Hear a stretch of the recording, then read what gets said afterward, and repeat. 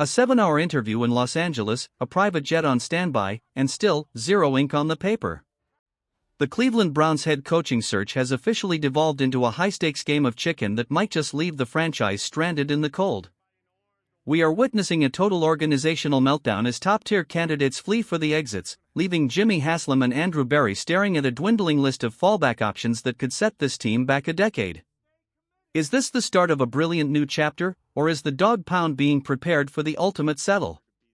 Before we dive into the chaos of the Los Angeles meeting and the Joe Brady bombshell, do me a massive favor, smash that like button, share this video with every stressed-out Browns fan you know, and subscribe to the channel right now to join our family of over 70,000 strong who demand the unfiltered truth. Let's get into the absolute circus surrounding the Nate Schilhaasa interview. Reports have confirmed that the Browns brass spent over 7 hours in a room with the Rams' rising star. You don't pull a 7-hour shift unless you're ready to close the deal, but Jimmy Haslam hopped back on that jet empty-handed. Why? Was Schilhaasa hesitant because of the Jim Schwartz mandate hanging over the building, or did the Browns front office get cold feet about a green candidate? To make matters even more insulting, the second Schilhaasa walked out of that room, he was on a virtual call with the Buffalo Bills. It was a blatant power move to say, "The clock is ticking, Cleveland. Pay up or I'm gone." But then, the Bills changed everything. By locking up Joe Brady with a massive 5-year deal, they effectively took the most attractive alternative off the table. Theoretically, this should have cleared the path for the Browns to land Schilhaasa, but instead, the silence from Berea is deafening. It tells me there is a deep, fundamental disagreement within the building. Are we looking at a coach who is head coach ready, or are we looking at another experiment that could blow up in our faces? The fact that Schilhaasa isn't already wearing brown and orange after a marathon session in LA is a massive red flag.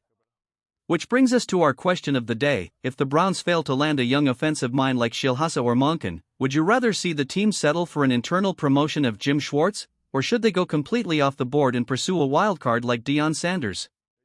Type JS for Schwartz, NS for Schilhaasa, or COB for off the board in the comments below.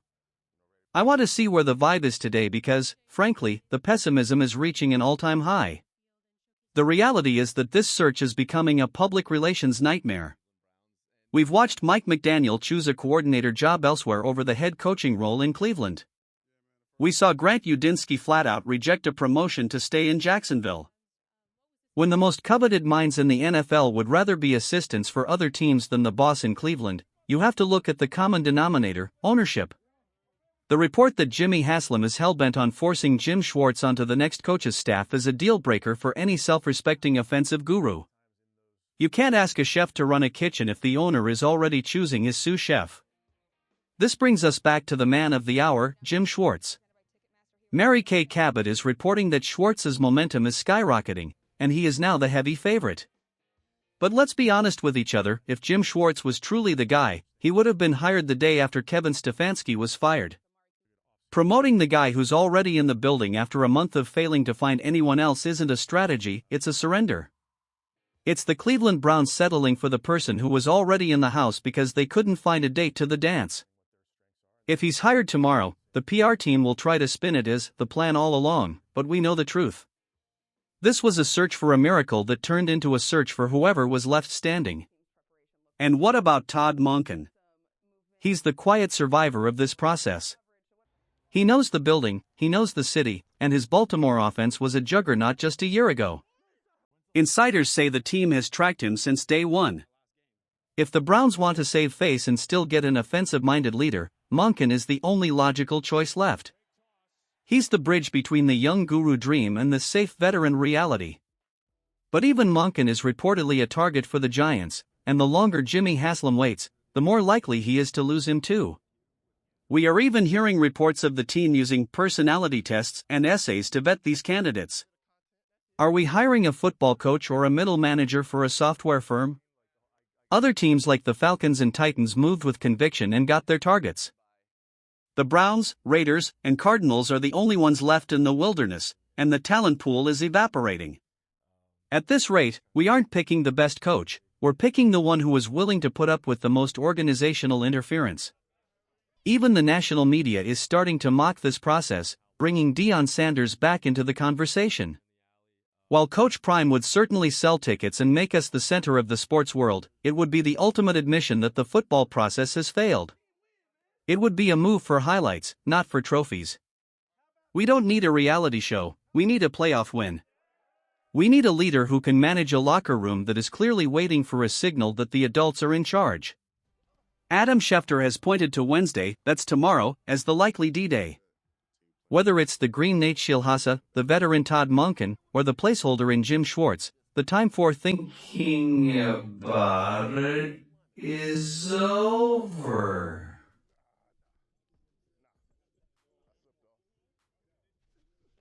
Every hour that passes without an announcement is another hour that the rest of the league laughs at the search.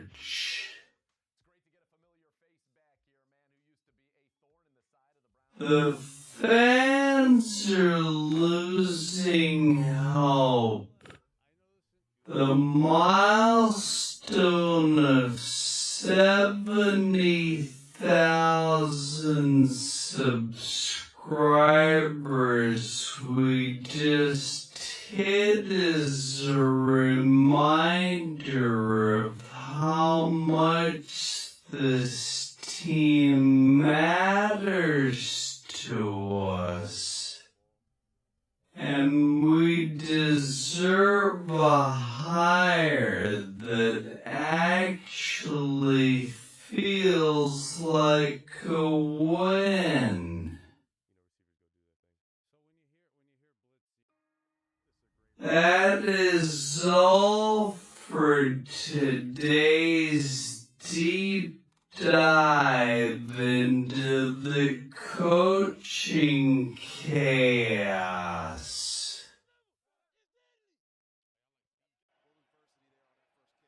I will be back the absolute second the news breaks, which could be any minute now, to let you know if the Browns finally have a leader, or if we're headed for another placeholder era.